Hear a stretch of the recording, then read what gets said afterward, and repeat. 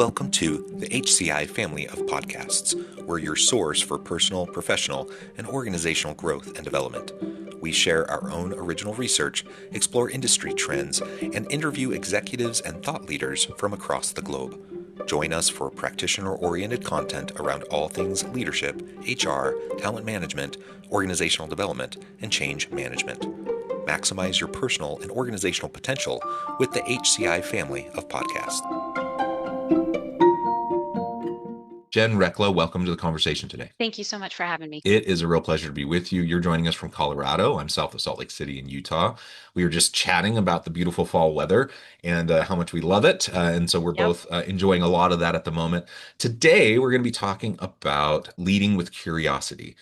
This is a topic I really love because I think the most successful leaders are those that have, intellectual humility, which lends itself to curiosity, right? Asking questions, experimentation, all of these sorts of things.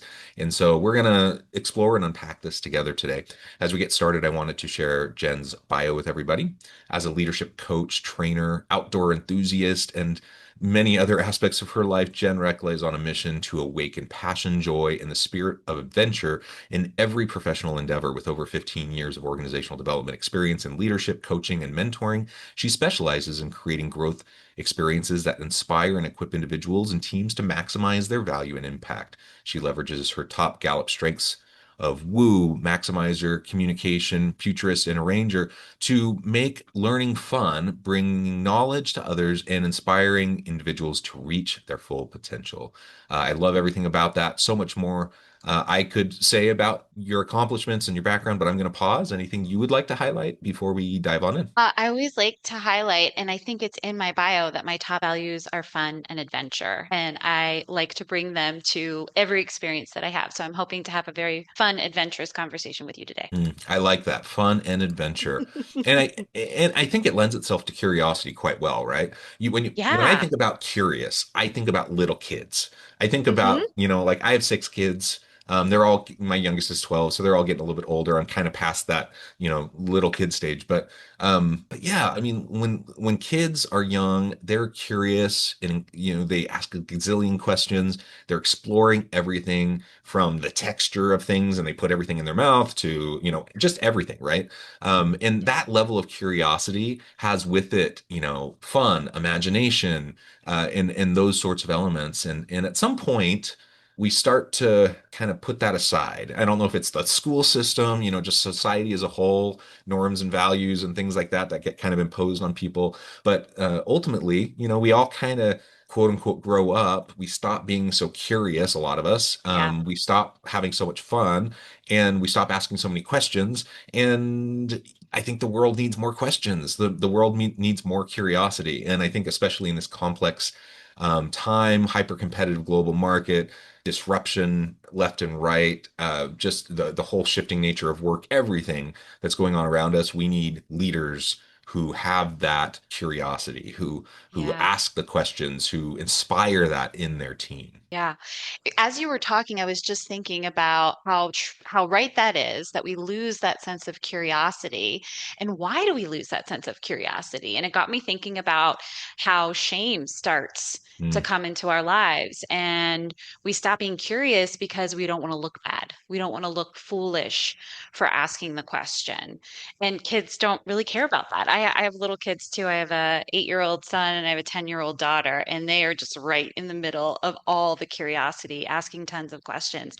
And I do see in my daughter, she's starting with some of that shame or embarrassment and holding back at times. And I want her to keep holding on to that because when you look at things with the lens of a child, it just opens up this whole world of possibilities that we stifle when we don't lead with curiosity. yeah, and it's not like people are sitting around thinking, how do I stifle all of the fun and curiosity and Right. inquisitiveness out of people? Like nobody wants Right. that, right? But it just kind of it does happen. And Yeah. again, that's a bigger topic for another day, like all the reasons behind that. And I think it's complex, but Hmm. but the reality is it happens, right? And then as we get older, there are the quote unquote creatives, the creative types, and as society we tend to label, put that label on a very small subset of the population. People who who are musicians or, artists in some, physical kind of medium or things like that. But the reality is all of us, can be artistic and creative and innovative in our own Mhm. ways, and it doesn't have to involve, art, dance, music, whatever, the things that we typically label as those things that are creative. And so we have this big disconnect between, how we are when we're young, and then, the shame elements that build Mhm. in, the social pressures that build in, all that kind of stuff. And then just the way we frame it in our heads, I think we do ourselves a huge disservice as adults, because we're like, oh, I'm not creative. That's for that person over there. And then we Mm. don't exercise the muscle of creativity and asking questions. Yeah. There's a book that I always recommend to leaders that I work with. It's called Multipliers. I don't know if you've ever heard of Yeah. it by Liz Wiseman. And I read it a few years back, and it was just so eye-opening to me, all of the ways that we accidentally diminish others. And there is an experiment I tried out with my kids from the book. I think I don't remember what the story behind it was, but Liz Wiseman, it was recommended to her to spend a whole evening just asking questions. And so I said, oh, I'm going to try this with my kids. So I pick them up from daycare and that's it. I'm just going to communicate with them in questions the rest of the evening. Number one, it is really hard to only dialogue in questions. But the second thing that happened was I had one of the best conversations with my daughter. I think at the time she might have been 7 or 8. And we talked about friendship and what it really means to be a friend, what friendship means to her. And I remember the next day when I picked her up from daycare, she said to me, "What questions do you have for me today?" I It love was just so that. cute, right? And it really hit home for me to take a step back more, to listen more, to ask more questions, and not of just of my kids. I was leading a team at the time as well, but I need to not be the person that's talking so much. I need to not be the person that's coming up with the ideas and problem solving because I'm doing a disservice to the rest of the team who has great ideas, who want to grow and learn. And I'm taking that away from them when I don't lead with curiosity. Yeah, I love that. And I want to drill in on what that means, leading with curiosity. I think we're getting a feeling for it. Yeah. But I love the conversation driven only by questions. Someone, I can't remember who it was, but they mentioned, you sit down at the dinner table at night and you ask your kids, how was school today? What did you learn Mm-hmm. today? Things like that. And someone suggested, instead of asking, what did you learn today? Ask, what questions did you ask today? I It love that. obviously that leads to that topic of learning. It'll probably Hmm. lead to them explaining the types of things they learned that day. But it's a powerful way to frame it, right? That you're just encourage like because I think whether it's shame based or whatever, like we at some point we start to feel like it's not okay to ask questions. Um, Yeah. and so like as a parent, I want my kids to ask questions, and that's Yeah. even if it's uncomfortable to other people. Like sometimes people don't like having questions asked of them. They don't like answering questions, and I think students recognize that. And so some continue to, but a lot kind of self-censor quite a bit. And so encouraging that amongst my kids has been a priority. I want my kids to be Mm-hmm. inquisitive. I want them to ask lots of questions and to always be curious and to not think that they have it all figured out. And let them know that I don't have it all figured out. Like, Right? just because I'm in my mid 40s, I've lived a decent amount of life at this point. I'm still trying to figure out what I want to do with my life. Like I don't know, Yeah. like the vast majority of things I know almost nothing about. And so just helping to model that for my kids has been powerful, and to try to do the same for teams. And like you said, I think we inadvertently stifle that inquisitiveness, that curiosity, and that Mm. creativity, with others around us, just because we don't ask enough questions, because we don't listen enough, and we just kind of it's like the classic. I mean, it's a little bit of a gendered thing, and I'm not sure that's always accurate, but like the classic gendered kind of trope of the woman going to her husband and wanting to talk about her day and explaining the problems, and then the Mm. husband trying to Fix you it. know, fix it and insert answers to all the things she's saying. And she doesn't want that. She just wants Yeah. to have someone to listen and to validate and to just be with, you know. And I think there's a lot of truth in that for everybody. Like we all could do better at that. Yeah, it's interesting. There's definitely the scary factor of asking questions, right? Because what if somebody diminishes my idea or pops my balloon or they look at me like that's a really stupid question? There's this other piece of storytelling. Humans are really good at coming to conclusions, making judgments, telling our own stories. And so we think we already know the answer and we walk in with that judgment. And so we don't get curious. We might get furious. Or I was, again, having a conversation with my daughter in the car about some things that were happening in her gymnastics class and really trying to encourage her to get curious because she had all of these stories in her head about the way people were treating her and what they were thinking. Without really knowing. And we ended up having a really good conversation. But how many times do we do that as leaders too? Mm. Right? We get some feedback or we observe something, we see something, we hear something. And before even talking to the person, we fit in the missing pieces of the puzzle.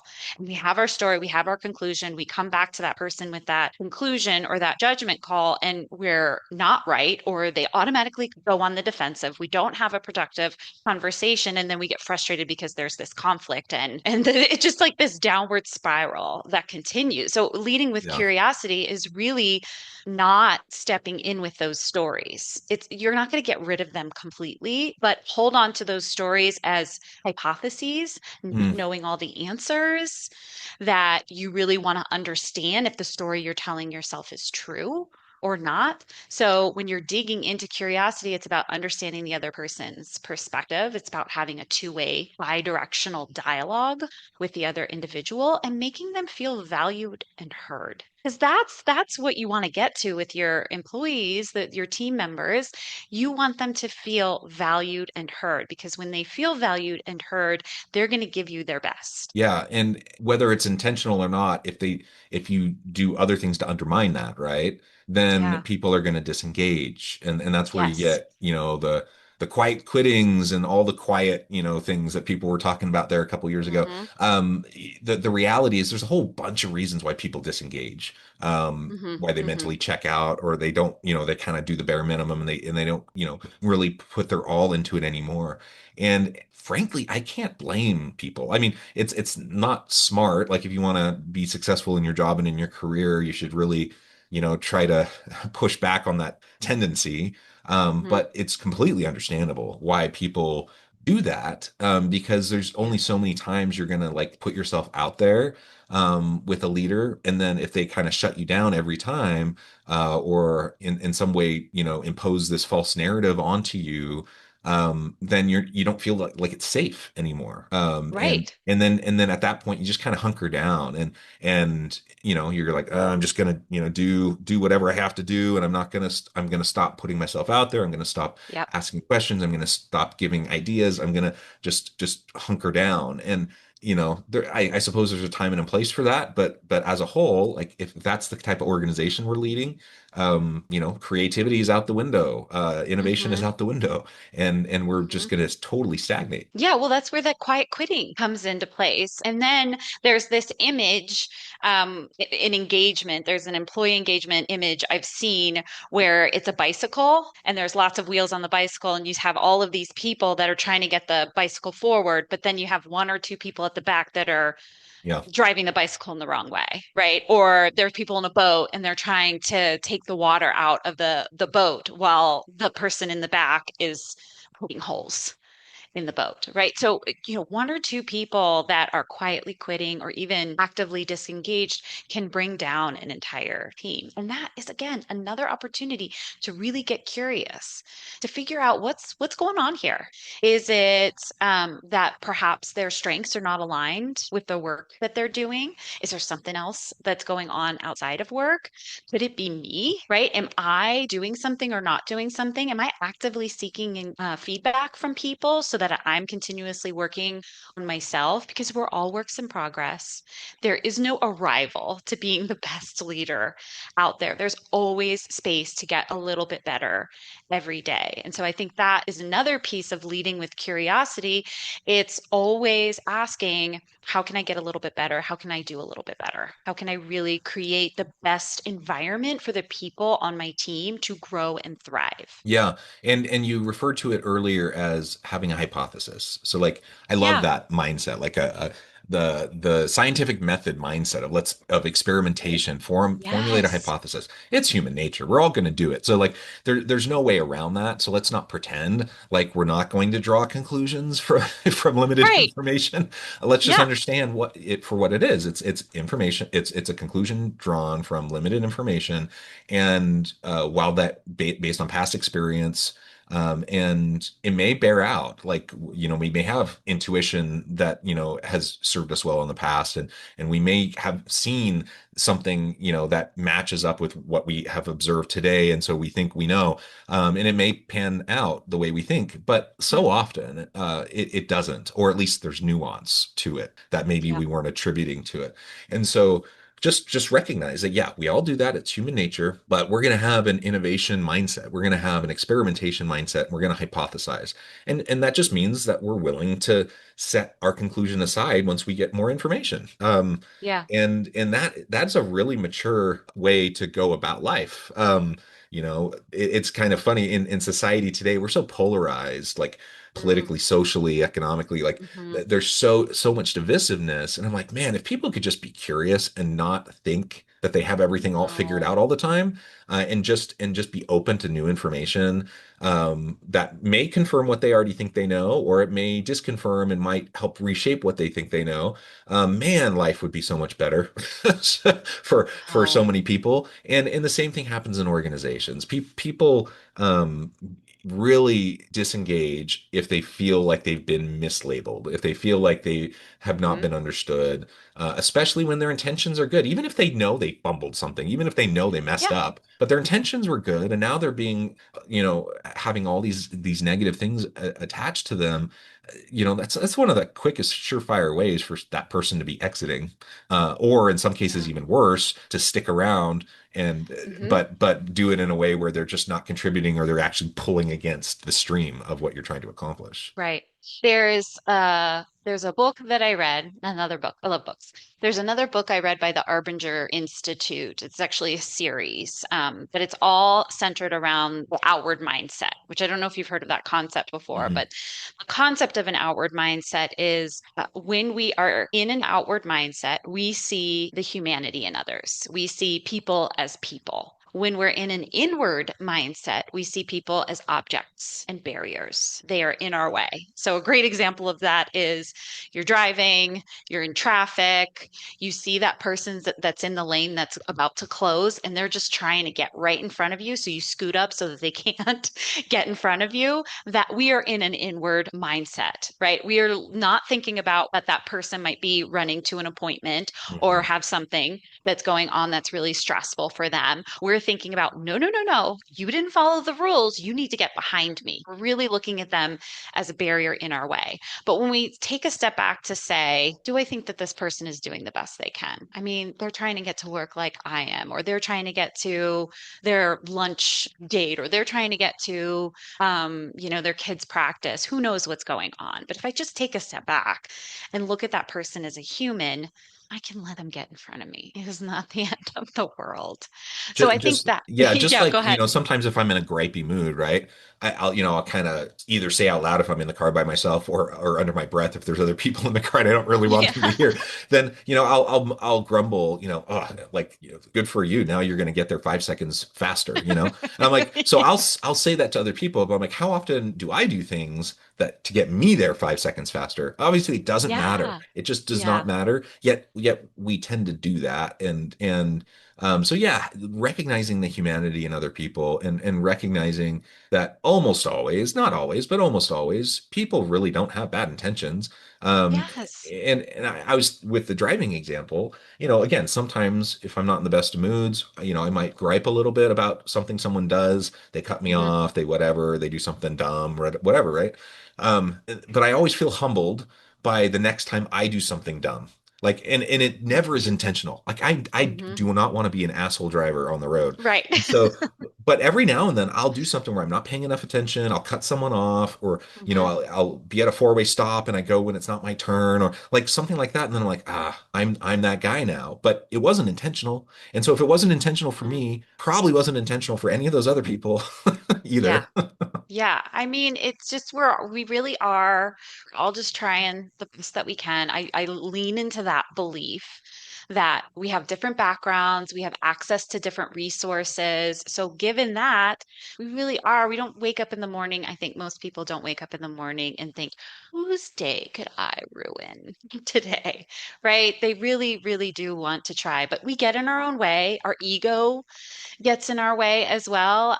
The last organization that I worked with many years ago when I started, I remember being so excited and I really wanted to prove myself. And I had all of these ideas. And I went into that first team meeting and shared a bunch of those ideas. And the team was like, it sounds like you don't think we're doing a good job. I was like, oh, ego. Trying to prove myself. This is not helping. I really need to be focusing on getting a sense of the current state, being curious, asking questions, connection, building relationships, building trust. And so that, thank goodness that person said that because it was a wake up call for me to just slow down and listen and ask questions. And it was a moment that really connected us as a team. And it was just me not leading with curiosity to start with. And so that's something that I've held on to in everything I do. I'm not perfect. I still make mistakes, but I really do try to take a step back and say, what questions should I be asking in this moment? I don't have all of the information. What do I need to know to be able to move forward? And let's really listen,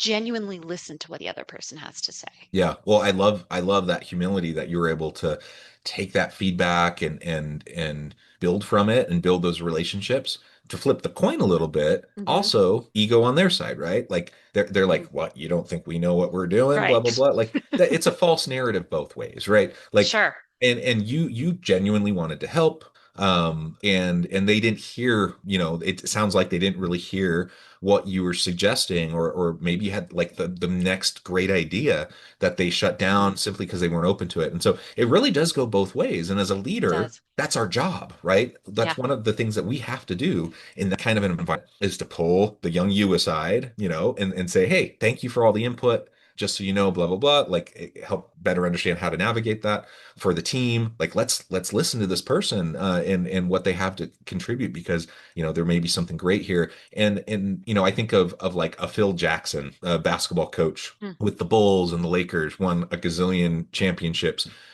He was the master Zen coach, right? Like he was the one that was always able to take the egos from all the superstars, the Michael Jordans, the Hmm. Kobe Bryants, all of them, and mesh a team, who can have a common vision, common goal, and move to forward together. And it's not like he beat the ego out of those people. Hmm. Michael Jordan's one of the, most driven, ego-centered people there is, but he's successful. You can't argue it. Yeah. And so finding a way, like as a curious leader, we can see that happening and we can create an environment where we can actually leverage it, right? And Yeah. help everyone know that this truly is a safe place. We're not going to shut people down because they're new. We're also not going to, come in and try to shake everything up like everything that they were doing before I showed up, before I came was Right. wrong. Like we're Right.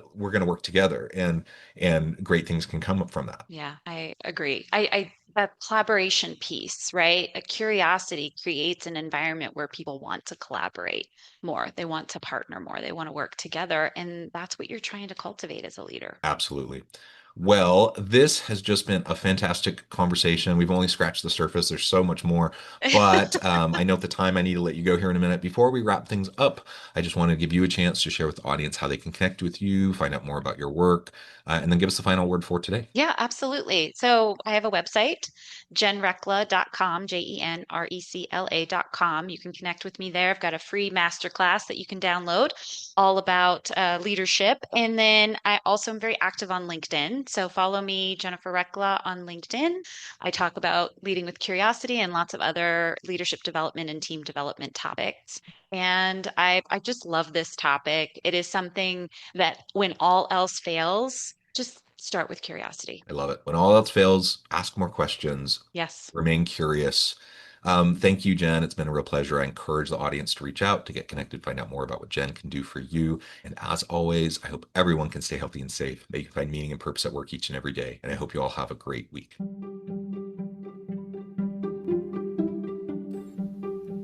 Thanks for joining us for this episode of the podcast. We hope you stay healthy and safe, and please join us again soon.